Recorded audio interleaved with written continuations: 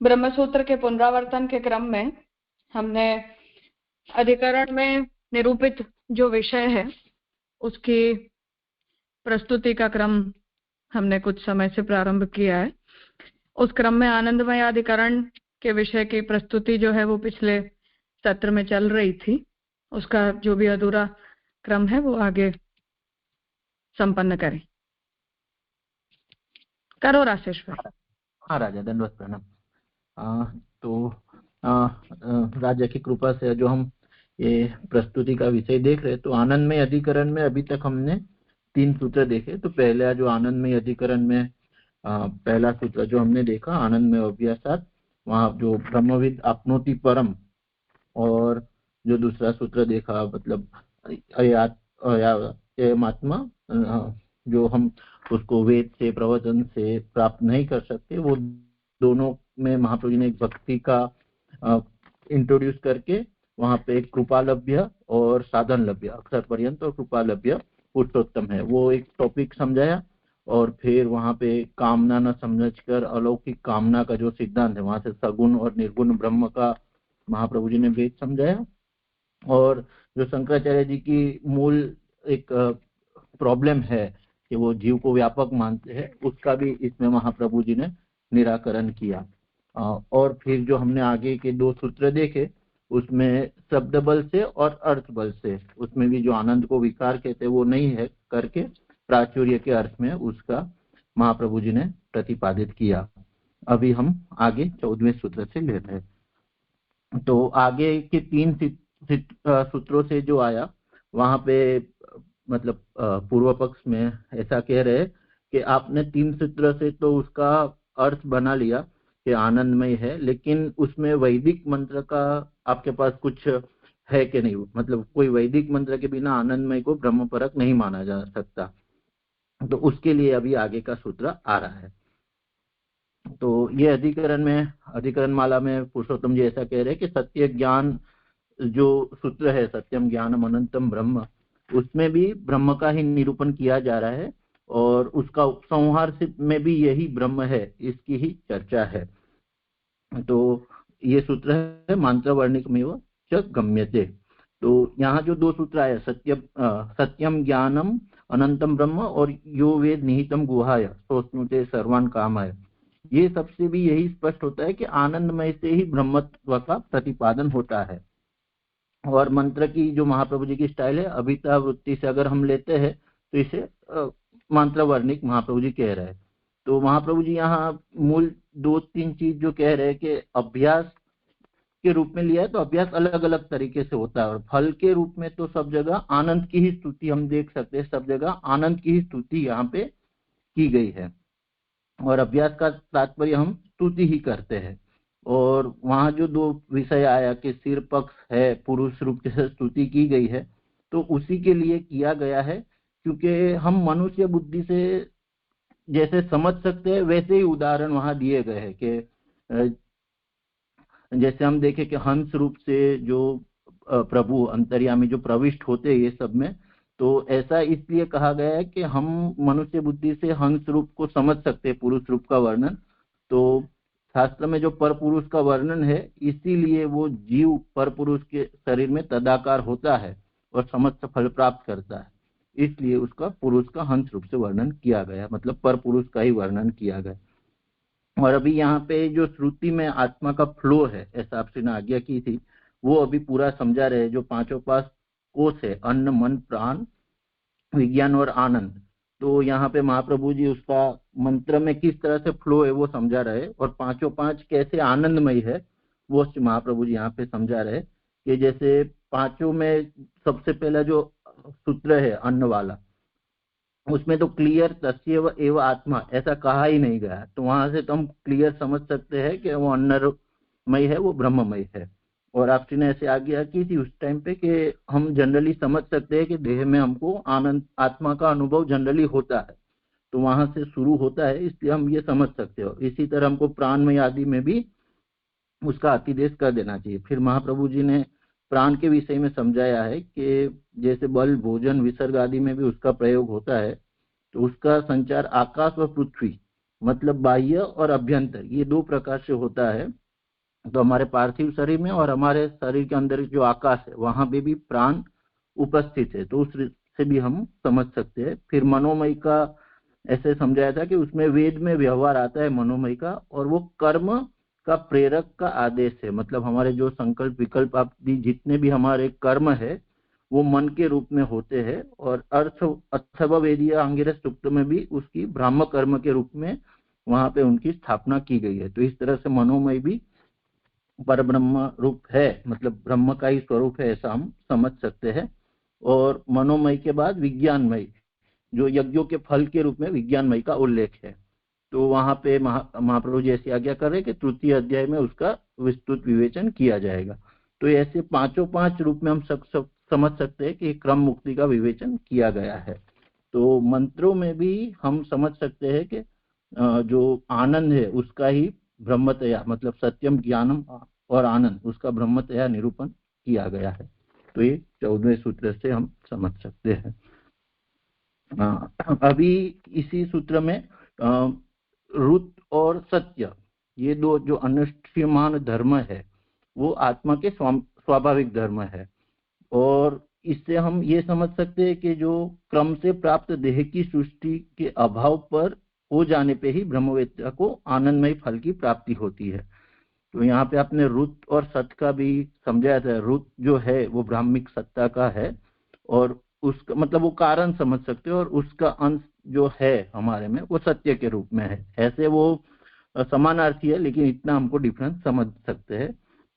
तो जो हमने क्रमिक देखा, तो ये इस प्रकार से क्रम मुक्ति के हिसाब से ही ब्रह्मवेत्ता को आनंदमय के फल की प्राप्ति होती है। और जो आनंदमय का जो शास्त्र में वर्णन है, मतलब स्थिर पक्ष आदि विभिन्नता में, उसमें एक वाक्य यहाँ पे हम देख सकते हैं जिसको आपने समझा था कि उसका मुख्यतः प्रीति विषयक धर्म उसका शरीर है। तो यहाँ प्रीति विषयक धर्म से भी महाप्रभु जी भक्ति के बारे में थोड़ा इंगित कर रहे हैं। मतलब उसके जो दो पंख है, मोद और प्रमोद, उससे हम ससीम और निसीम, मतलब गणितानंद और अगणितानंद, उसके प्रतीक है। तो ये ब्रह्म के ये दो प्रतीक है, जो मोद और प्रमोद है वो गणितानंद और अगणितानंद, और ब्रह्म उसका पुच्छ स्थानीय है। तो यहाँ पे ऐसा हमने देखा था कि ब्रह्म के पूछ में जगत प्रतिष्ठित है, तो उसका एक अंश मात्र है जिसमें जगत प्रतिष्ठित है, इसलिए ऐसा कहा गया है। और दूसरा फिर मेन चीज एक इसमें हम ध्यान देने योग्य है कि केवल आनंदत्व के परिहार के लिए सच्चिद अंश बोधक दो श्लोक है। तो यहाँ सच्चिद आनंद का जो श्लोक आया उसमें आपसे ने ये समझाया था कि जैसे हम सिद्धांत मुक्तावली में देखते हैं कि जगत के स्वरूप का ज्ञान और जीवात्मा के स्वरूप का ज्ञान, ये दो महात्म्य ज्ञान के पार्ट में जानना बहुत जरूरी है। तो यही चीज महाप्रभु जी भी ऐसा कहते कि केवल आनंदत्व हमको नहीं देखना है, सच्चित के साथ। तो ये महात्मा ज्ञान के दो बोधक श्लोक भी यहाँ पे दिए गए हैं। तो जो मंत्र वर्णिक है उसका महाप्रभु जी पूरी तरह से ये सिद्ध करते हैं। और यहाँ जो चकार आया है वो ऐसा समझा रहा है कि जो ये चार सूत्र आए, मतलब हमने 11वां 12वां 13वां और 14वां सूत्र, तो ये एक अधिकरण का एक पार्ट के विधि के विचार से हमने अधिकरण की संपूर्णता का बोधक है। तो ये चार सूत्र से हमने जो आनंदमय अधिकरण है वो ब्रह्म है आनंदमय को, वो विधि के विचार से हमने यहाँ पे अधिकरण की संपूर्णता हुई है। अभी के जो चार सूत्र है 15वां 16वां 17वां 18वां, वो निषेध की दृष्टि से इस अधिकरण को निर्णय करने के लिए अभी के लिए आएंगे। अभी पुरुषोत्तम जी जो आज्ञा करते हैं 15वें श्लोक 15वें सूत्र की वेदांत अधिकरण माला में, कि अभी के जो चार सूत्र है उससे ये निर्णय होता है कि परमात्मा वही आनंद रूप होता है, मतलब दूसरा कोई आनंद रूप नहीं होता है। तो अभी तक हमने विधि रूप से देखा, अभी निषेध रूप से दिखा रहे। तो इसमें प्रथम जो दो सूत्र है उसमें जीव का आनंदमय का निराकरण करते हैं, और उसका मेन जो क्रक्स है, जो बेस है, वो है कि जगत कर्तृत्व रूप महात्म्य जीव में नहीं आता है। 15वां सूत्र है न इतरो अनुपत्ते। तो यहाँ से ये मेन चीज आ रही है कि ब्रह्म से भिन्न जीव आनंदमय नहीं हो सकता। जीव के संबंध में फलरूपता बदलाने के मात्र से ही उसमें आनंदमयता उत्पन्न नहीं होती। तो यहाँ आपसी ने एक बहुत अच्छी चीज कही थी कि जो ब्रह्म का आनंद है वो जीव को आनंदित करता है, और जीव को जो आनंद मिलता है वो उधारी का आनंद है। जो श्रुति यहाँ आती है रसेवायम लब्धे आनंदी भवत, तो जीव खुद आनंदमय नहीं है लेकिन वो ब्रह्म के आनंद से आनंदित होता है। तो ये दो मतलब यहाँ से हम समझ सकते हैं, सॉरी ये हाँ, और इसका और उसके बाद का जो भेद व्यपदेशाच्य है, ये दोनों सूत्रों से हम ये समझ सकते हैं कि जीव आनंदित हो जाए या ब्रह्म में मिल भी जाए, उसको आनंद ही मिले, लेकिन किसी भी कंडीशन में उसमें जगत सृष्टि संबंधी जो अलौकिकता है, मतलब उसमें वो जगत कर्तृत्व नहीं आती है। इससे एक चीज सिद्ध होती है। और दूसरा जो सूत्र है भेद व्यपदेशाच्य, उसमें जो आनंदी होता है वो ब्रह्म के आनंद से आनंदी होता है, उसके खुद में वो आनंद की कैपेसिटी नहीं है। तो ये दो सूत्र से जो जीव है उससे हम समझ सकते हैं कि वो उसका निषेध किया कि जीव जो है वो कभी भी परमात्मा या आनंद रूप नहीं होता है, जो आनंदमय है। इससे ये दो सूत्र से उसका निराकरण किया है। अभी उसके बाद जो 17वां सूत्र है, अभी जीव का तो निराकरण कर लिया, अभी प्रकृति का। अभी यहाँ पे एक शंका हो रही है। तो जीव को तो हम मान लिया कि भाई वो आनंद में नहीं है, तो क्या जड़ प्रकृति आनंद में ही है? तो सांख्य मत अनुसार तो इसका सीधा निराकरण हो सकता है, लेकिन शाक्त मत से अगर आनंद में हो सकती है तो उसका भी निराकरण यहाँ पे कर रहे हैं। तो यहाँ जो दो सूत्र उसके लिए लिए है कि इक्सते न शब्दम और सो कामयत। तो पुरुषोत्तम जी ऐसे व्याख्या कर रहे हैं कि सो कामयत, ये जो मेन श्रुति वचन है, तो प्रकृति को उत्पन्न करने की कोई इच्छा कर रहा है तो वो चेतनमय है, इसलिए प्रकृति को हम कभी भी आनंदमय नहीं मान सकते, क्योंकि जो इच्छा करने वाला है वो चेतनमय है। तो यहाँ पे एक शंका ऐसी हो रही है कि प्रियम एवं सिरा, ऐसे वाक्यों से अगर हम समझे कि भाई शरीर के रूप में वर्णन किया गया है, तो वहां से हम समझ सकते हैं कि जो तत्व परिणाम वाली जो शक्ति है उसकी कल्पना कर रहे हैं, तो उससे क्या हम समझ सकते हैं कि वो आनंदमय है? तो महाप्रभु जी आज्ञा कर रहे हैं कि ऐसे वो उत्पन्न नहीं होगा, क्योंकि सो कामयत जो कामना करने का उल्लेख आता है, कामना करना चेतन धर्म है। और फिर जो तप आता है, तो इससे भी निर्देश होता है, मतलब इससे भी हमको मालूम पड़ता है कि आनंदमय है, वो चेतनता का ज्ञापक है। तो ये सूत्र से प्रकृति का आनंदमय के लिए निराकरण कर रहे हैं। अभी जो 18वां सूत्र है उसमें वेदांत अधिकरण माला में से पुरुषोत्तम जी आज्ञा कर रहे हैं कि जीव का जो आनंद होगा वो ब्रह्म के साथ उसका संक्रमण रूप होता है, तब जीव में ब्राह्मिक गुण आता है। और इससे यह सिद्ध होता है कि जीव से उपकृष्ट तत्व आनंदमय है, क्योंकि जीव को आनंदमय जो मानते हैं उसके रेफरेंस में पुरुषोत्तम जी आज्ञा करते कि आनंदमय तो मात्र ब्रह्म ही है। तो यहाँ पे अभी महाप्रभु जी आज्ञा कर रहे हैं कि जीव को हम जड़ नहीं कह सकते, और जो ब्रह्मवेत्ता होकर ब्रह्म को प्राप्त करता है, तो वहां से ये हमको मालूम पड़ता है कि जीव कभी जड़ नहीं हो सकता है। और मतलब जीव तो चैतन्य है, इसलिए ना तो जीव आनंद में है ना प्रकृति आनंद में है। और उसके बाद का जो 76 पेज का जो पैराग्राफ है उसमें पूरे अधिकरण का महाप्रभु जी संकलन कर रहे हैं कि ना तो प्रकृति आनंदमय है, क्योंकि प्रकृति का आश्रय कौन बनेगा, आनंदमय जड़ प्रकृति का, और ना तो जीव आनंदमय है। और मतलब जो तैत्तिरीय उपनिषद में है, जो अन्न प्राण और सब भूत उत्पन्न हो रहे उनका भी उपजीवन आनंद से ही हो रहा है। तो ये हम यहाँ से देख सकते हो। इसमें एक और बात महत्व की आ रही है कि ज्ञान को अवान्तर फल मान सकते हैं कि नहीं। तो महाप्रभु जी यहाँ आज्ञा कर रहे हैं कि कभी ज्ञान अवान्तर फल नहीं हो सकता। यहाँ अवान्तर हमको इस रूप से समझना है कि दूसरा फल। तो उसके लिए महाप्रभु जी मतलब आपसी ने खास समझाया था कि कभी भी हमारे वहाँ चैतन्य जो है आनंद जो है वो चैतन्य रहित कभी भी नहीं है। आनंद है वो चैतन्य के साथ ही है, मतलब आनंद प्राप्त हुआ तो चैतन्य होगा ही होगा। तो इस बात का निराकरण यहाँ से किया हुआ है। फिर यहाँ एक पॉइंट रह जाता है जो महाप्रभु जी यहाँ उसको भी उसका भी मतलब निराकरण कर रहे हैं कि ब्रह्म को पुच्छ बतलाना जो यहाँ पे दिया है वो घृणास्पद है। तो महाप्रभु जी ये आज्ञा कर रहे कि इसका यहाँ पे इसलिए हम अर्थ कर रहे हैं क्योंकि वो पुच्छ जो बताए वो स्थानीय आधार स्थल है। ये दिखाने के लिए बतला गया है कि जो अक्षर है वो आधार स्थान है और उसमें उसके एक अंश में जगत प्रतिष्ठित रहता है, इसलिए उसको रूपक के रूप में हमको समझना चाहिए।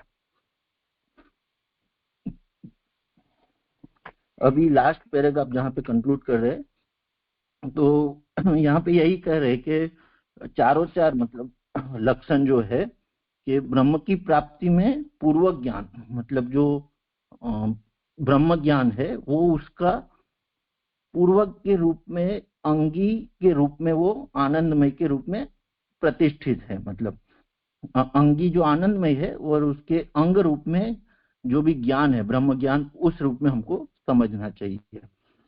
और यहाँ पे दो चीज का निराकरण किया कि अवयवी अवयव जो भाव है, यहाँ पे आपसी ने समझाया था कि यहाँ अवयवी और अवयव जो है वहां पे अवयव को मिथ्या मानते हैं। उस चीज का यहाँ पे महाप्रभु जी ने मना किया है क्योंकि जो शास्त्र प्रक्रम में स्वगत भेद है वो भी हमको यहाँ पे नहीं मानना चाहिए।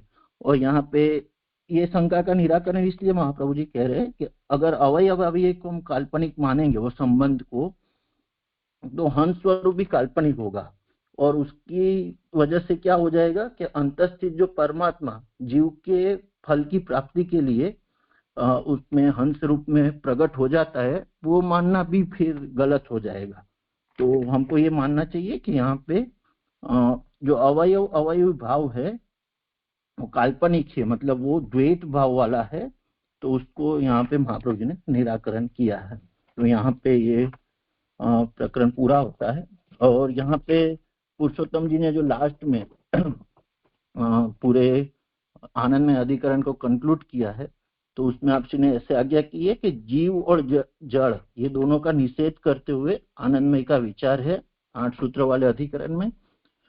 उसमें आनंदमय को ब्रह्म रूप में महाप्रभु जी ने सिद्ध किया है। और मेन चीज इसमें लिया है कि जगत को उत्पन्न करने के रूप में जो निरंकुश सत्ता है वो उससे ही ब्रह्म में सिद्ध होता है, जीव में वो सिद्ध नहीं है। इससे आनंद में ही ब्रह्म का लक्षण समन्वित होता है और जड़ जीव में ये अव्याप्ति रहेगा, कोई जड़ जीव में ये सामर्थ्य नहीं है। तो इसलिए परिहार किया। और जड़ जीव में यह धर्म भी नहीं हो सकता, इसलिए आनंद में ही यह धर्म है। इसी प्रकार जो ब्रह्म में ही ये लक्षण का समन्वय होता है, इसलिए असंभव दोष का भी परिहार किया। और पुरुषोत्तम जी ऐसा आज्ञा कर रहे हैं कि जन्माद्यस्य अधिकरण का ये शेष और शेषी भाव से ये समन्वय इकसत और आनंद में अधिकरण आते हैं। इस तरह से ये राजा प्रस्तुति संपूर्ण हुई, जितना आया उतना किया। प्रणाम राजा। सुंदर। किसका क्रम है आगे?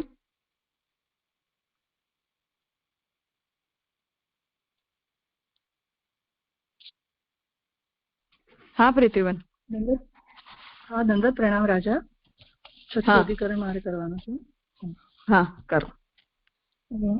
अधिकरण से अंतस्तद धर्माधिकरण, उसमें हिरण्यमयी की ब्रह्मता का वर्णन है।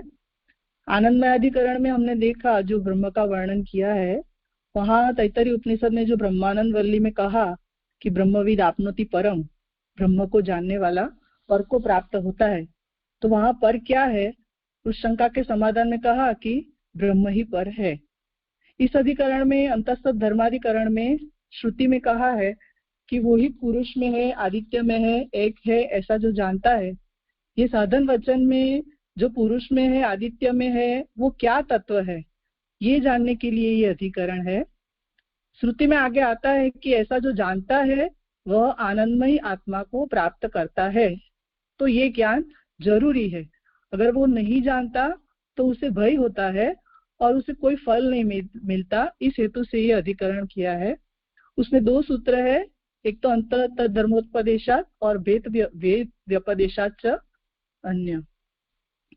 इसमें विषय वाक्य है जो शुरुआत में लिखा है कि इस आदित्य मंडल में, छांदोग्य में वर्णन है कि इस आदित्य मंडल में जो हिरण्यमय पुरुष दिखता है, जो कि हिरणमयी श्मश्रु केश वाला है तथा नख सिख सुवर्णमय है तथा रक्त कमल के समान नेत्रों वाला है, उसका नाम उत है।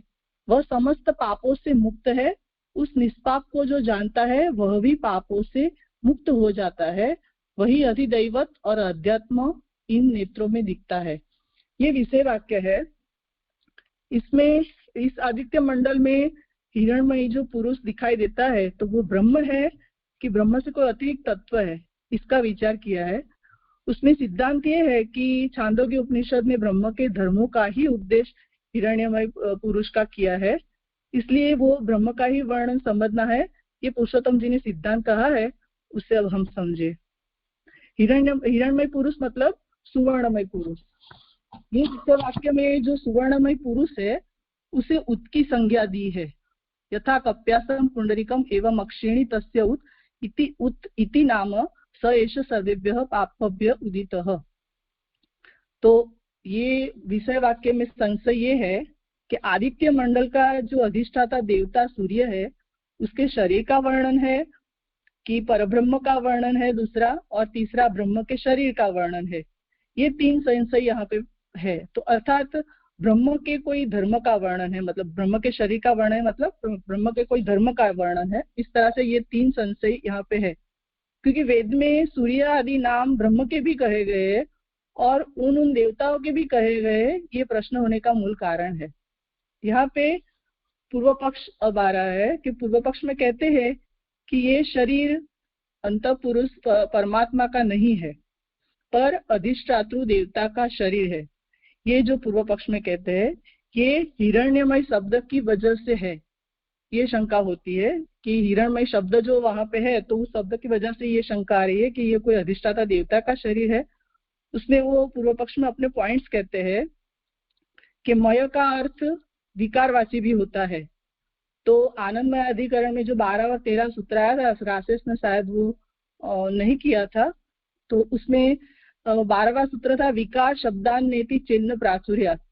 वहां पे शब्द बल से समझाया है कि जो विकार है, विकार क्या होता है? मृण्मय घट, मतलब कोई पदार्थ का रूपांतर किसी पदार्थ का क्रिएट करता है कार्य रूप में, तो उसे विकार कहते हैं।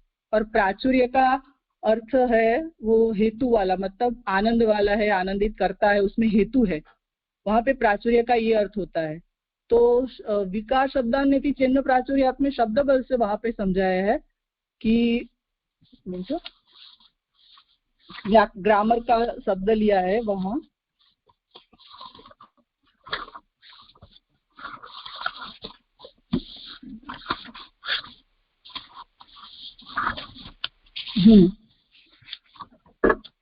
इसमें तत्रुक मयट पाणिनि सूत्र के अर्थ के शब्द बल से वहां पे समझाया था, और तद हेतु व्यपदेशात च में अर्थ बल से समझाया है कि आनंद में ही आनंदित करता है। तो यहाँ पे हेतु करके समझाया है ये दोनों सूत्र।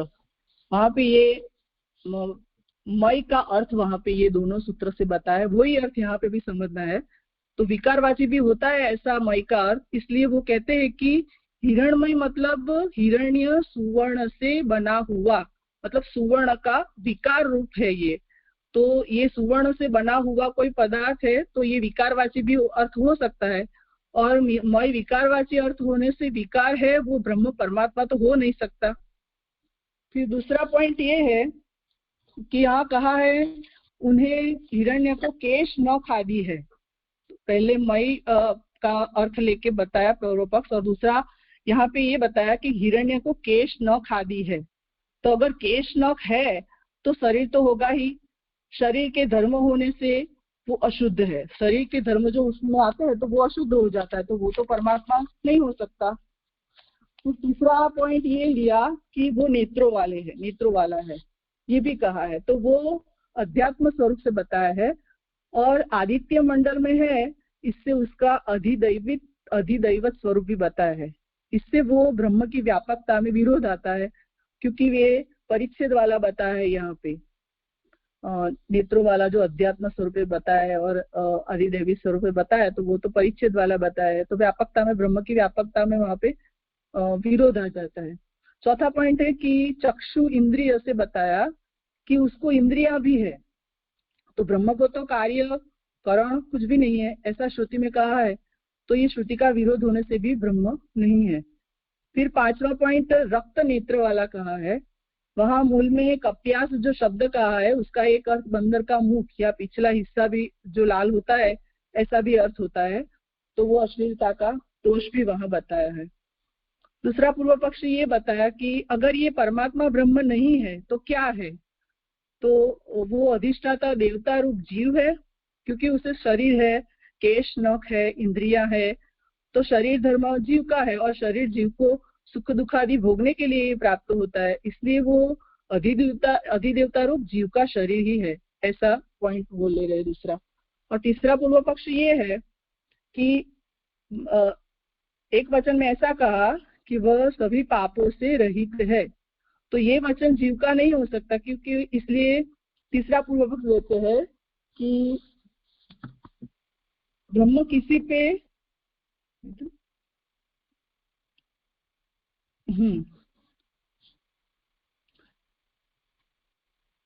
इसमें 3 पॉइंट कहते हैं कि ब्रह्म किसी पे अनुग्रह वसात किसी कारण से शरीर धारण करते हैं, मगर ब्रह्म का शरीर जीव के शरीर जैसा कर्मजन्य नहीं है, ब्रह्म कभी शरीर धारण करते। यहाँ पे जो ये वचन आया कि ये जीव का नहीं हो सकता क्योंकि वो सभी पापों से रहित है, तो उसमें शरीर धारण करने का हेतु बता रहे हैं कि ब्रह्म किसी पे अगर शरीर अनुग्रह वसात शरीर धारण करते हैं, मगर वो ब्रह्म का शरीर जीव के शरीर जैसा कर्मजन्य नहीं है, इसलिए उनमें पाप जैसा दोष नहीं होता है, इसलिए वो पाप रहित है, ऐसा वर्णन ब्रह्म के शरीर का है। ये शरीर मतलब तीसरा जो पॉइंट है कि ब्रह्म का शरीर है, तो ये शरीर के बारे में ये बता रहे हैं कि ये ब्रह्म का शरीर है। भी दूसरा पॉइंट ये है कि ये शरीर सुवर्ण का है, ऐसे अलौकिक शरीर भी बता के वो ब्रह्म का शरीर बताते हैं। और तीसरा नेत्रों को कप्यास जैसे लाल बता है, तो सुवर्ण का वर्ण भी लाल है, इसलिए इसमें कोई अश्लीलता नहीं है। अगर शंका हो कि कमल नहीं कह के कप्यास के साथ क्यों बताया है, तो चक्षु की अगर उपमा देनी होती तो कमल सावर के साथ होती है, कप्यास की उपमा देने से तो वो जंगम गति वाला पदार्थ होने से उत्कृष्टता ही है, असभ्यता भी नहीं है।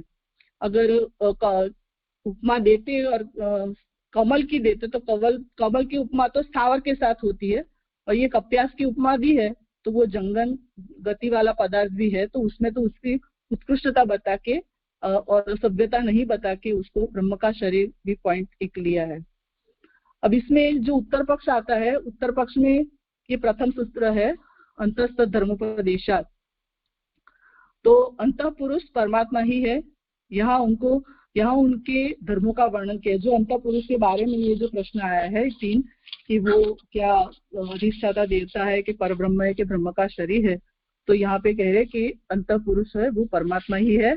यहाँ उनके धर्मों का वर्णन किया है जो कि ब्रह्म के धर्मों का ही वर्णन है, इसलिए सूर्य और उसमें दिखाई देने वाले हिरणमय जो सुवर्णमय है वो ब्रह्म ही है।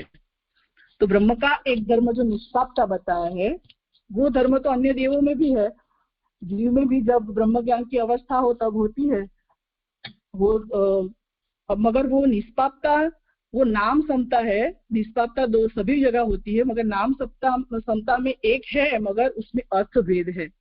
तो अंतः पुरुष में जो बताया धर्म अर्थ से ब्रह्म परक ही है, क्योंकि हमने आगे अधिकरणों में देखा कि ब्रह्म का कार्य जगत है, कारण कि क्योंकि सब धर्म कार्य में हो या कार्य के धर्म कारण में हो ऐसा नियम नहीं है कोई भी।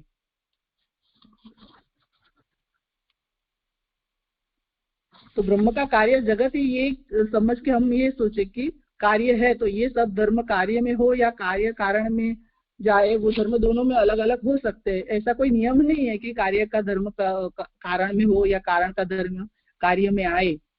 तो ब्रह्म और जीव के बीच भी ऐसा कार्य कारण वाला संबंध है, मगर ब्रह्म में जो असाधारण धर्म है उसमें और जीव में जो धर्म है उसमें भेद है।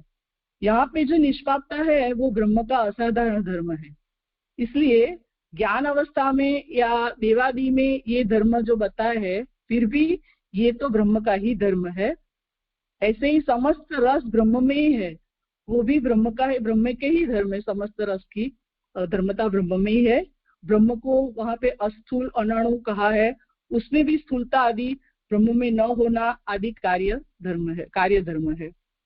अणुरणियान जैसे कारण धर्म भी बताए हैं। तो ऐसे अलौकिक सभी धर्म ब्रह्म के ही हो सकते हैं। दूसरे में भी ऐसे धर्म हो तो उसकी असाधारणता नहीं रहती, वो वहीं से आया हुआ धर्म है। अंतःपुरुष के वर्णन में जो असाधारण धर्म बताए हैं वो अन्य कहीं रहते नहीं है। और फिर ब्रह्म विरुद्ध धर्माश्रय भी होने से वो सधर्मक या निर्धर्मक दोनों हो सकते हैं। सत्य ज्ञान अनंतम ब्रह्म में अनंत मूर्ति वाला भी कहा है, वो भी सही है। नहीं तो आकाश से भी अतिव्यापक ब्रह्म भक्त के हृदय में अल्पस्थान में कैसे गिरा सकते हैं, तो वो अनंत मूर्ति वाला कहा है, वो भी सही है।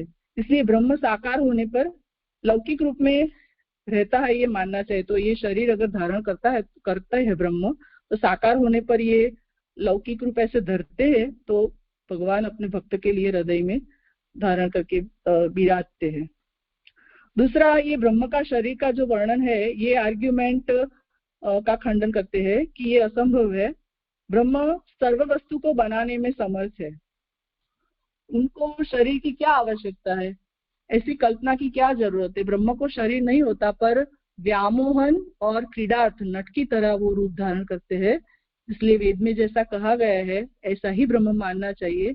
अन्य कहीं भी उपपत्ति से ब्रह्म के धर्म हो तो ही वो ब्रह्म है, ऐसा मानना चाहिए। और यहाँ एक हिरणमयी जो कहा है, वहां पे वो भी वेद में कहा है, ऐसे ही समझना है, तर्क से नहीं कहा है। ग्रामेटिकली हिरण्यमयी शब्द है, उसमें य का लोप हुआ है और व्याकरण के हिसाब से उसमें 2 से ज्यादा स्वर है। तो ये जो मय वाला जो विकारात्मक वचन है, इस वजह से कह रहे हैं कि यहाँ पे 2 से ज्यादा स्वर होते हैं। इसलिए यहाँ भी आनंदमयी की तरह हिरणमयी आनंदवाची ही है, विकारवाची नहीं है। हिरण्य का अर्थ सुवर्ण है। लोक में भी सोना सुवर्ण मिलते ही हमको सुख होता है, और सुख और आनंद समानार्थी शब्द है, तो होने से ये भी आनंदवाची है। सुख जैसे आनंद दायक होता है, ऐसे ये आनंदवाची ही अर्थ लेना है सुवर्ण का। लास्ट अधिकरण में आनंदमयी ये ब्रह्म का स्वरूप बताया। यहाँ भी हिरणमयी आनंदगन ब्रह्म का ही स्वरूप है। क्रीडार्थ लिया हुआ रूप आनंद मूर्ति से केश नख शरीर आदि आनंद रूप ही है उनके। इसलिए यहाँ शरीर नहीं पर परमात्मा की आनंदमयी रस रूप की ही छवि समझना है। तो तीनों का वहां पे निराकरण किया। अभी दूसरा सूत्र है वेद व्यपदेशात च अन्य। तो इसका मतलब है वेद के व्यपदेश से अन्य है, मतलब अधिदैविक है। तो ये जो वेद बता रहे हैं, व्यपदेश मतलब सूचित करना, ऐसे समझाना, कुछ शब्द का यूज करके समझाना। तो ये वेद का शब्द से समझा रहे हैं कि सूर्यमंडल और उसके अभिमानी से ये अंतःपुरुष अलग है, भेद है उनमें। इसलिए ये सूर्यमंडल के अंतःपुरुष परमात्मा ही हो सकते हैं। ये आदित्य में रहा हुआ होने पर भी उससे अलग है, आदित्य भी उसे जान नहीं सकता। वहां पे अन्य के ये कह रहे हैं कि अंतर्यामी ब्राह्मण की श्रुति में ये जीव यानी अभिमानी और परमात्मा का भेद का उल्लेख है। वो श्रुति है कि जो आदित्य में होते हुए भी आदित्य से भिन्न है, जिसे आदित्य नहीं जानता, आदित्य ही जिसका शरीर है, जो अंतर्यामी रूप से आदित्य का संयमन करता है, वही अमृत तेरा अंतर्यामी परमात्मा है। इसमें यहाँ पे भेद का पूरा वर्णन आया है। और इस श्रुति में साकारता का वर्णन यद्यपि नहीं है, फिर भी ये हिरणमय वाली श्रुति से मिलता है, इसलिए वहां जो साकारता का वर्णन किया है, ऐसे यहाँ भी साकार ब्रह्म का ही वर्णन समझना चाहिए, यही वर्णन है। अंतर्यामी ब्राह्मण में ब्रह्म के 4 विशेषण है उसमें, कि सब में स्थित होने पर भी वो अधर है, उसके धर्मों को ग्रहण नहीं करता। दूसरा, वे सभी वस्तु उसकी तरह मुक्त नहीं है। तीसरा, ब्रह्म अपना शरीर लीलार्थ धारण करते हैं, जैसे जगत रूप दिखना, दिशा का भाग करना, धर्म की प्रवृत्ति, ऐसे कारणों के लिए शरीर वो धारण करते हैं। चौथा, सबका नियमन करता होने से सबको उनका भय भी रहता है। ये सब कारणों से पता चलता है कि वो अंतपुरुष परमात्मा ही है। तो ये धर्मों के भेद ही वे सूत्र में कहा है कि वो अन्य है, मतलब कि वो अधिदैविक है, सबका अधिदेव है।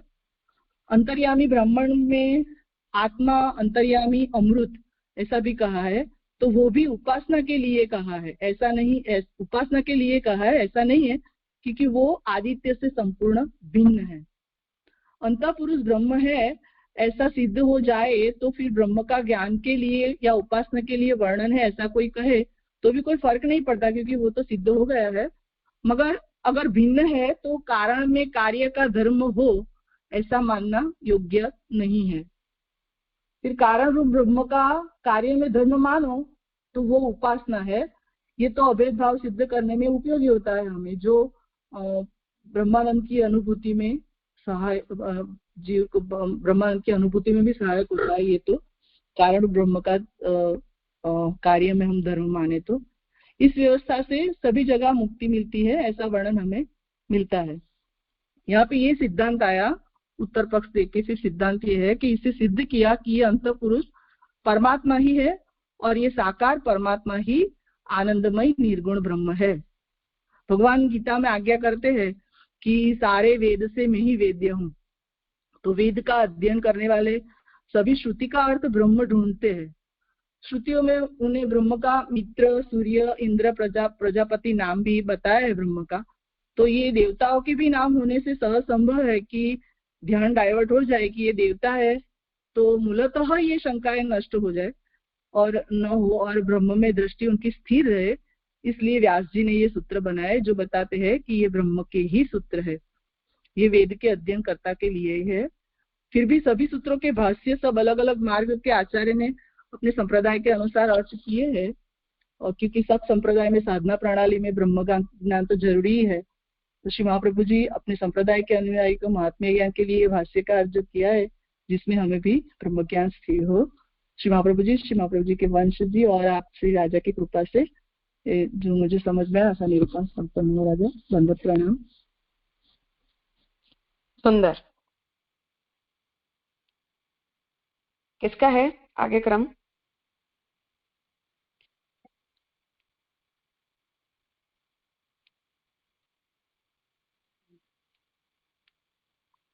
हाँ शीलाबेन।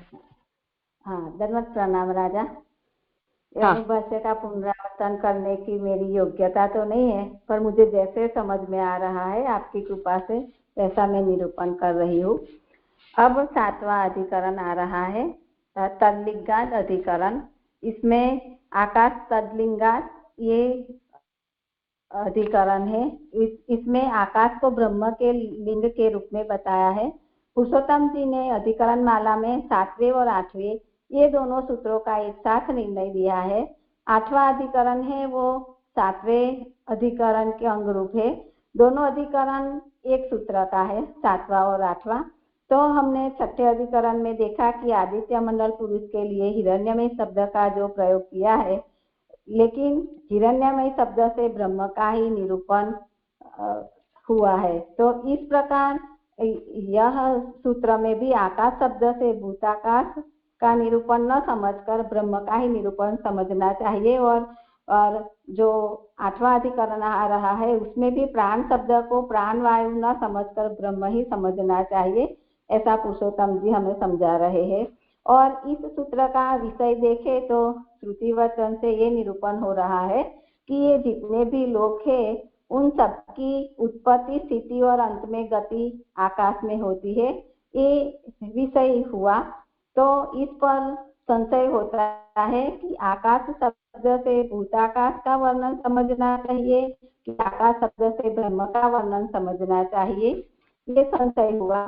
तो जो संशय हुआ इस पर एक पक्ष ये आ रहा है कि इसमें संशय होने जैसा कुछ कारण ही नहीं है, तो संशय क्यों हो रहा है। ये ब्रह्म का प्रकरण है और ब्रह्म प्रकरण चल रहा है, और ब्रह्म प्रकरण में आकाश व्योम आदि शब्द का जो प्रयोग किया है वो ब्रह्म के लिए ही किया गया है। जैसा कि हमने देखा कि जैसा कि परम व्योम में ही सब कुछ प्रतिष्ठित है, तो जब कारण के अर्थ में कहा जा रहा है तब ब्रह्म अर्थ समझना चाहिए, और जब ब्रह्म में से उत्पन्न हुए कार्यों की बात आ रही है, जैसा कि आकाश आनंद नहीं है, तो वहाँ फिर आकाश शब्द का अर्थ महाभूत के संदर्भ में समझना चाहिए। प्रकरण से ही संशय की निवृत्ति हो जा रही है, तो सूत्र बनाने की क्या आवश्यकता है। और जन्माद्यस्य सूत्र में भी निर्णय कर दिया है कि सृष्टि की उत्पत्ति स्थिति लय केवल ब्रह्म में से ही होती है। तो इस पर अब पूर्व पक्ष कह रहे हैं कि प्रकरण से ही निश्चित ज्ञान होगा, ऐसा आप कह रहे हो, पर जब प्रकरण असंदिग्ध होगा तब प्रकरण से निर्णय होता है, लेकिन यहाँ तो प्रकरण ही संदिग्ध है, इसलिए विचार करना आवश्यक है, ऐसा पूर्व पक्ष कह रहे हैं कि इस प्रकरण का भूताकाश में ही पर्यावसान है। लोक में आकाश शब्द का उपयोग भौतिक आकाश के लिए ही होता है, तो पूर्व पक्ष कह रहे हैं कि आकाश शब्द का अर्थ यहाँ भौतिक आकाश समझना चाहिए। ये पूर्व पक्ष हुआ। तो उस पर अब उत्तर पक्ष कहते हैं कि आकाश परमात्मा ही है, आकाश में सारे ब्रह्म के लिंग बताए हैं, इसलिए आकाश शब्द का अर्थ परमात्मा ही समझना है। और सभी श्रुति का शब्द ब्रह्मवाचक होता है, श्रुति ब्रह्म का ही प्रतिपादन करती है। गुणधर्मों की साम्यता के आधार पर शब्द भेद समझना है। ब्रह्म के गुण धर्मों से आकाश के गुण धर्मों को अलग बता दिया। आकाश के अंदर आनंद का धर्म नहीं होता, और आकाश में ब्रह्म का व्यापक गुण भी बताया। जहाँ धर्मों की साम्यता बताई जा रही है वहाँ आकाश शब्द का अर्थ हमें ब्रह्म समझना चाहिए, और जहाँ भेद दिखाया जा रहा है वहाँ आकाश शब्द का अर्थ भूत आकाश समझना है, ऐसा श्री महाप्रभु जी हमें समझा रहे हैं। जब पूरे वाक्य का अर्थ ब्रह्म हो रहा है तो मात्र आकाश शब्द का अर्थ भूत आकाश नहीं समझना चाहिए, क्योंकि वाक्यार्थ के सामने शब्दार्थ दुर्बल माना जाता है, और यहाँ लक्षणा भी नहीं की जाती।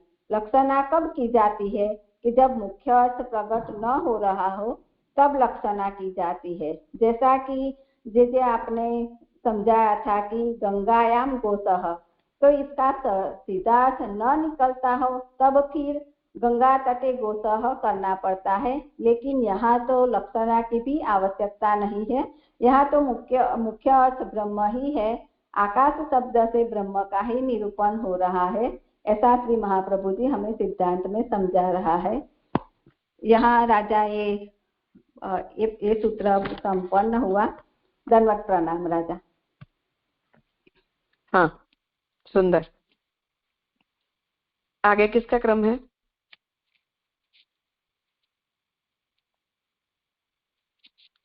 हाँ जय श्रीवन। हाँ राजा, धन्यवाद, प्रणाम। योग्यता के बिना मैं कर रही हूँ आपकी कृपा से अनुभाष्य। थोड़ा आगे से लूं मैं ऐसा राजा? हाँ हाँ करो। हाँ, तो उपनिषद में ब्रह्म का विचार किया है, जिस पर व्यास जी ने मीमांसा करके 550 सूत्र रचे, जिसको ब्रह्म सूत्र कहते हैं। उस ब्रह्म सूत्र पर महाप्रभु जी ने भाष्य लिखा, जिसे अणुभाष्य से जाना जाता है। भाष्य अधिकरण शैली से में लिखा गया है। उसके 5 अंग होते: विषय, संशय, पूर्व पक्ष, उत्तर पक्ष और सिद्धांत पक्षी। यह 5 अंग मिलकर एक अधिकरण बनता है। अणुभाष्य को 4 अध्याय में विभाजित किया है। उसमें प्रथम अध्याय समन्वय अध्याय या प्रमाण अध्याय है, दूसरा अध्याय अविरोध अध्याय या प्रमेय अध्याय है, तीसरा अध्याय साधन अध्याय और चौथा अध्याय फल अध्याय, ऐसे विभाजित किया है। उसमें प्रथम अध्याय के 4 पाद है। पहला ब्रह्म के कार्य रूप का विवेचन, दूसरा अंतर्यामी, तीसरा उपास्य रूप, चौथा प्रकीर्ण। उसमें अभी हम पहले पाद के कार्य रूप का ब्रह्म का अवगाहन कर रहे हैं, जिसके 10 अधिकरण हैं। अब तक 7 अधिकरण के रिवीजन हुआ, तो इन 7 अधिकरण की पूर्व संगति देखे तो भाष्य में वेद के उपनिषद के जो मंत्र है उसके अर्थ को लेकर, ब्रह्म के स्वरूप को लेकर चर्चा की गई है, जिसका प्रारंभ प्रथम अधिकरण ब्रह्म जिज्ञासा से निर्धारित करना चाहिए कि ब्रह्म जो है वो जिज्ञासा है कि नहीं। तो वहाँ ये बात सिद्ध हुई कि ब्रह्म जो है उनके स्वरूप के विषय में जिज्ञासा हो सके, परंतु ब्रह्म स्वयं सिद्ध तत्व होने से उस विषय में कोई शंका या जिज्ञासा का कारण नहीं है। ब्रह्म का लक्षण समझने की दृष्टि से दूसरा अधिकरण जन्मादस्ययत शास्त्र योनित्वात्, वहाँ वो बात कही कि जन्म आदि जिससे होता है और जो शास्त्र की योनि है, वहाँ वो बात बताई कि उत्पत्ति स्थिति लय से सब ब्रह्म का निश्चय होता है। ब्रह्म शास्त्र की योनि है, इसीलिए दूसरे कोई उपाय से ब्रह्म को नहीं जान सकते। उसके बाद तीसरा अधिकरण तत्व समन्वयात् में महाप्रभु जी ने यह बात कही कि ब्रह्म के अंदर जो भी है वो सब लक्षण समन्वय होता है, और जगत के प्रति कारण है वो ब्रह्म जगत का समवायी कारण है या निमित्त कारण है। और चर्चा में यह विषय रहा कि समवायी मानने से क्या आपत्ति आ रही है और ब्रह्म को निमित्त कारण मानने से क्या सरल हो जाता है। चौथे अधिकरण में यह बात आती है कि जगत की उत्पत्ति स्थिति लय जो है वो ब्रह्म की इक्षण द्वारा होता है, अर्थात ब्रह्मा की इक्षण इच्छा करता है, यानी कि इच्छा करता है और अपनी इच्छा से जगत को उत्पन्न करता है। तो वहाँ ब्रह्म द्वारा इक्षण की क्रिया संभव है कि नहीं। तो इक्षण का जो कार्य है वो सगुण ब्रह्म करता है कि निर्गुण ब्रह्म करता है, वो विषय पर चर्चा हुई। ये 4 अधिकरण से ये बात समझे कि ब्रह्म के विषय में बहुत विचार है। वहाँ महाप्रभु जी का पक्ष यह है कि ब्रह्म एक ही है, अर्थात ब्रह्म के पक्ष का निर्धारण नहीं करना चाहिए। सगुण निर्गुण ब्रह्म 2 कक्षा में विभाजन करने की आवश्यकता नहीं है, और शास्त्र जो प्रकार से ब्रह्म को परिभाषित करता है और ब्रह्म द्वारा जो क्रिया को शास्त्र ने समझाया है उसी प्रकार सब क्रियाओं को लक्षण आदि द्वारा ब्रह्म के स्वरूप का विचार किया।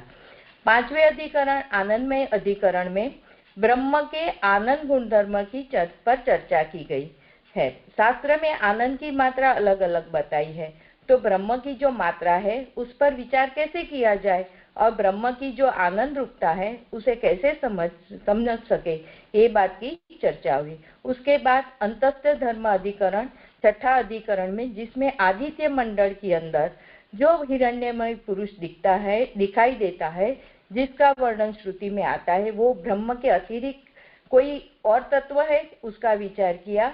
महाप्रभु जी ने धर्म की एकता को ध्यान में रखकर ब्रह्म का निरूपक स्वीकारा। उसके बाद 7वें अधिकरण में तत्लिंगात अधिकरण, आकाश शब्द से वहाँ जो निरूपण है उसे ब्रह्म समझना के भूताकाश समझना। तो महाप्रभु जी आज्ञा करते कि आकाश निरूपक स्थान है, वहाँ भी ब्रह्म ही अर्थ लेना है। अब 8वां अधिकरण अतिदेश अधिकरण। अतिदेश अधिकरण का अर्थ, अभी ये मेरा 8वां अधिकरण जो अतिदेश का निरूपण करने का है वो बता रही हूँ कि अतिदेश अर्थ का मीमांसा शास्त्र मुजब एक धर्म का दूसरे धर्म में आरोपण और व्याख्या शास्त्र की परिभाषा अनुसार एक कार्य को अन्यत्र लागू करना। तो अब जो बात हिरण्यमय पुरुष आकाश के लिए आई थी वही बात प्राण के लिए आती है, इसीलिए यह अतिदेश अधिकरण है। वेदांत अधिकरण माला में जो अभी शीलाबेन ने बताया वही बात है, तो मैं अभी स्किप कर रही हूँ उसको। तो करूँ ने राजा वो के करूँ आगे, वो अभी बताया है। आपके प्रस्तुति की जैसी आवश्यकता और जैसा फ्लो जो भी आपको ठीक लगे। हाँ, तो वेदांत अधिकरण माला में पुरुषोत्तम जी आज्ञा करते हैं कि 8वां अधिकरण में एक सूत्र है जो 7वें अधिकरण का अंग रूप है, और 6ठे और 7वें अधिकरण में जो आदित्य मंडलस्थ पुरुष के लिए हिरण्यमय शब्द का प्रयोग किया पर निरूपण ब्रह्म का ही है। उसी प्रकार जो ब्रह्म प्रकरण है, श्रुति में आकाश प्राण आदि शब्द का प्रयोग किया है, वो भौतिक आकाश प्राण के लिए न करके ब्रह्म के लिए किया है। ये निरंकुश जगत का कारण रूप ब्रह्म ही है और ब्रह्म के लिंग के रूप में आकाश प्राण को बताया है। श्रुति आकाश प्राण को भी निरूपण, श्रुति में आकाश प्राण का जो भी निरूपण किया है वहाँ ब्रह्म के लक्षण का निरूपण है। उद्गीत विद्या अर्थात जो उपासना की विद्या है उसमें ब्रह्म की उपासना कही है, तो आकाश की तरह ही बताई है। प्राण की उपासना की ब्रह्म की तरह की जाती है और सूर्य की उपासना भी ब्रह्म की तरह की जाती है। ये तीन विषयों का जो निर्णय है वो छठे, सातवें और आठवें ये तीन सूत्रों से दिया है। उसे यह सिद्ध होता है कि कर्म के अंग तय भी जो उपासना की जाती है उसके अंदर भी ब्रह्म ही फल प्रदाता है। सूर्य, आकाश, प्राण फल प्रदान नहीं करता है। जो भी मुक्ति रूप फल मिलेगा वो ब्रह्म से ही मिलता है। ऐसा सब जब समझ में आता है तब वो श्रेष्ठ बन जाता है। इस प्रकार छठे, सातवें, आठवें ये तीन अधिकरण की संगति एक ही विषय में हो रही है। आठवां अधिकरण अतिदेश अधिकरण का सूत्र एक है जो अतः एव प्राण, अर्थ इसीलिए प्राण भी ब्रह्म है। विषय वाक्य छांदोग्य उपनिषद में ऐसा निरूपण आता है कि प्राण के अंदर सर्व की स्थिति, उत्पत्ति और सबका लय बताया है। तो संशय वहां होता है कि जो लक्षण बताया है उत्पत्ति, स्थिति, लय वो तो ब्रह्म का लक्षण है और यहाँ तो प्राण शब्द का प्रयोग किया है। तो प्राण शब्द से जीव के अंदर रहने वाला प्राण वायु अर्थ समझना कि ब्रह्म समझना। वहां पूर्व पक्ष कहते हैं कि व्यास जी को इस प्रकरण के अधिकरण करने की जरूरत क्या है, क्योंकि इस अधिकरण से सब जगह प्राण का ही अर्थ समझना, क्योंकि प्राण वायु से जीते हैं और प्राण वायु चले जाने से मर जाते हैं, तो उसी कारण प्राण वायु ही समझना है। उस पर कहते हैं कि यदा वही पुरुषो, मतलब जो पुरुष है सब में प्रविष्ट होता है। उसके आपने ऐसा समझाया थी कि कपिल गीता में जो उत्पत्ति के बाद स्थिति की प्रक्रिया बताई है वहां बताया कि संपूर्ण जगत के पदार्थों को भगवान ने पैदा किया, पर सब एक दूसरे के साथ मिश्रित न हो सके, तब भगवान ने उन सब के अंदर प्रवेश किया। जब सब में प्रविष्ट होते हैं वहां प्राण को धर्म रूप बताया है और ये कहा कि पूरा ब्रह्मांड को प्रकट करने के बाद भी भगवान जो है वो प्राण रूप से उन सबके अंदर प्रविष्ट होते हैं। भगवान के प्रवेश होने पर भी सब कुछ कार्यरत होता है। इसीलिए वहां पूर्व पक्षी ये कहता है कि प्राण विद्या के अर्थात प्राण की उपासना करने की प्रक्रिया है उसमें ब्रह्मपरता नहीं मानी है और न नियम से यहाँ कोई ब्रह्मपरता का कोई निर्णय होता है कि यह विषय जो है वो ब्रह्म का निरूपण करने वाला है। पूर्व पक्ष यह कहना चाहता है कि ब्रह्म प्रकरण में भी ब्रह्म की परता की कल्पना करने में कोई समस्या नहीं है, तो वहाँ प्राण विद्या को ब्रह्म परक क्यों नहीं मानते। प्राण शब्द से उल्लेखित एक तत्व ऑलरेडी है जिसे सब प्राण शब्द से पहचानते, तब भी प्राण शब्दों को ब्रह्म परक कहने की क्या जरूरत है। उत्तर पक्ष में महाप्रभु जी पूर्व की सूत्र की संगति से समझा रहे कि जैसे आकाश के लिए परमात्मा संबंधी लिंग मिल रहे, उसी कारण वहाँ आकाश शब्द का कार्य भूत आकाश न लेकर ब्रह्म लेना है। वैसे ही इस सूत्र में प्राण के लिए जो धर्म बताया है वो गुण धर्मों के आधार पर प्राण शब्द का अर्थ ब्रह्म लेना चाहिए, अपनी अंदर रहे प्राण नहीं लेना चाहिए। राजा ये 8वां अधिकरण का निरूपण पूरा हुआ। अब जो शुद्धाद्वैतवाद के 9 उपवाद है उसके इस अधिकरण के साथ संगति मैंने ट्राई किया है। तो एक तो ब्रह्मवाद तो आता है कि सर्वम खलु इदम ब्रह्म से, और कारण कार्य तादाद में वाद की संगति यहाँ आती है, ऐसे समझ में आता है, क्योंकि जो गुणधर्म ब्रह्म के हैं वो आकाश तक आते हैं, तो वो मुझे ऐसे समझ में आया है। और लास्ट में मैं इतना कहकर मेरा निरूपण संपन्न करती हूँ कि यहाँ जिज्ञासा ब्रह्म की, निमित्त कारण ब्रह्म, समवायी कारण ब्रह्म, कर्ता ब्रह्म, सद्ब्रह्म, चित्त ब्रह्म, इच्छा ब्रह्म, आनंद ब्रह्म, प्राण भी ब्रह्म, जो भी है वो ब्रह्म और ब्रह्म ही है। ब्रह्म के अलावा कुछ नहीं है।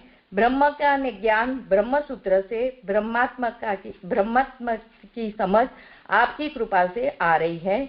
ब्रह्म लटका करे ब्रह्म के साथ पास। अस्तु, मेरी अल्प बुद्धि से जो आपने जो विस्तृत से समझा है उसी का निरूपण किया है। तो कोई त्रुटि रह गई हो तो आप उस त्रुटि को संपन्न कर देना है ऐसे ही। और क्षमा भी मांग रही हूँ। दंडवत प्रणाम राजा।